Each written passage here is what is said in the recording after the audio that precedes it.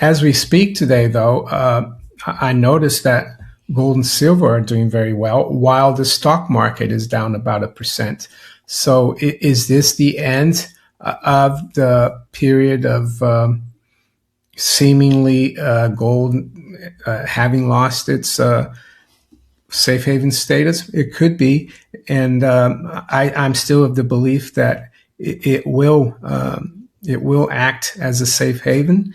I just think there's still a lot of uncertainty relative to what energy prices are going to do. I mean, we're still told that if the war ends, oil price will go right back down and everything will be okay. But I think there's a lot more to it, because a lot of the production capacity in the Middle East, there's a lot of backlogs as well worldwide. The global energy market is currently sitting on a powder keg. As military conflict escalates in the Middle East, mainstream financial media is completely fixated on the daily price of oil. Retail traders are entirely missing the bigger picture.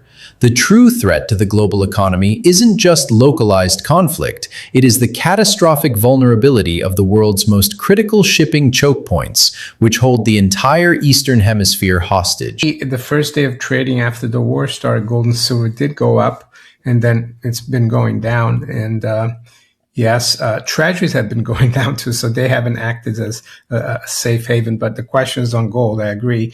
I had a look at what gold and silver did in 1973, because back then in October, the oil producing countries, OPEC, and under the leadership of the Saudis, they imposed the oil embargo, and oil went through the roof. It used to trade around $3, and it went up to 12 in the next 6 months. And it took gold and silver dropped for the first few weeks or first month of that crisis, and eventually it took off. So I'm not saying it's exactly the same thing that happened in 1973, 74, but it's similar.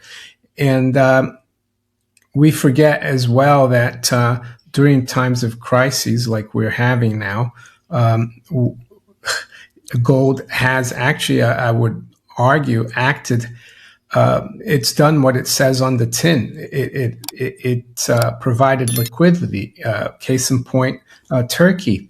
They've had to swap or sell their gold and then have a contract to buy it back in the future, because they needed the funds. And it's very easy. It's the most liquid asset, and it has been for thousands of years. So I would argue it's some of that. And I would argue as well that there's a lot of uncertainty. We don't know in the next hour what's going to happen. We keep getting conflicting comments from the Trump administration, from Iran, from everyone. So the war were to end tomorrow, I think it could still impact the economy for at least another year. And I don't think the war is going to end tomorrow. I think it could drag on for a long time. The main reason why I think gold is better than sovereign debt is because the gold is neutral and there's no counterparty risk. You hold a gold coin or a gold bar, no one owes you anything. You've got the money. You have a treasury note or a treasury bond or bill. If you want cash, you need to go and sell it. And maybe the broker that holds your treasury might not, like MF Global years ago, they went bust. And even if the brokers survive, the government bonds themselves are completely compromised. The United States is mathematically trapped under massive debt. While politicians claim the country will never officially default, Innecco points out that relentless money printing is the exact same thing. It took months for you to get your securities back, or I'm not saying the United States is going to default, because they can always print. So, and I think that's what's going to happen. I don't. Alan Greenspan said some years ago that we can always print, he said. And Austin Goolsbee was next to him, and he went like this. He said, the U.S. will never default. We could always print. Yeah. So that's the default, and that's why, and gold doesn't default. Gold just sits there, and you can't conjure it up out of thin air. You gotta mine it. It's not easy mining. First, you have to do some exploration, and then there's all kinds of risks as well involved. Silver as well, I would say, and even before this very painful correction we've seen in the miners of late, they were already undervalued, so they're even more undervalued now. As for whether investors are going to rush into it and see it as a safe haven, it's possible. I definitely see it as a good place to be, but I would add that you need to manage your risk there because it's very volatile. It's not for the faint-hearted. Yeah, we're definitely seeing silver change from not just like industrial metal, even though that's still very important. But we're seeing countries now also starting to buy silver as an alternative to treasuries, as like a safe haven.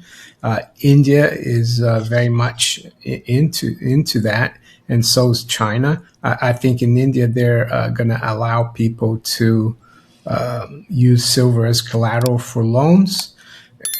Prior to the war, I was hearing that the Gulf cooperation countries, they were not just buying gold, but buying a lot of silver as well. And also, the supply situation has been precarious for silver for the last 6 years or so. And we're seeing, Gary, as well, I'm sure you're looking at this, that the registered inventories on COMEX are coming down quite sharply, and that there's almost no silver left in Shanghai. So silver, I think it was Jim Sinclair who said that it's like gold on steroids. So it will go up very sharply, but it will also come down very sharply, and that's what we've seen this year. But I expect silver to outperform gold going forward because that's what it has done in the last 60 years or so when we've had bull markets in the precious metals. Are you in the same camp, Mario, as Michael Oliver, founder of Momentum Structural Analysts, in that the drop silver has experienced, the volatility silver has experienced, is currently, it's similar to what was experienced in the 79.80 run-up and the 2011 run-up. At one point, he was calling it a little wiggle in the charts, but I mean, it doesn't feel like a wiggle when you're going through it. But it then took off like a rocket ship to a new pricing paradigm. Or do you have a different expectation for silver moving forward? I agree with Michael Oliver. So, yeah. And I think when you look back, the correction we saw at the end of January, beginning of February, is going to look like a blip. Just like, the stock market in 1987 dropped 22% in a day. If you look at the long-term charts now, you can't even see it. And I think by the end of the year, the Dow was making another all-time high.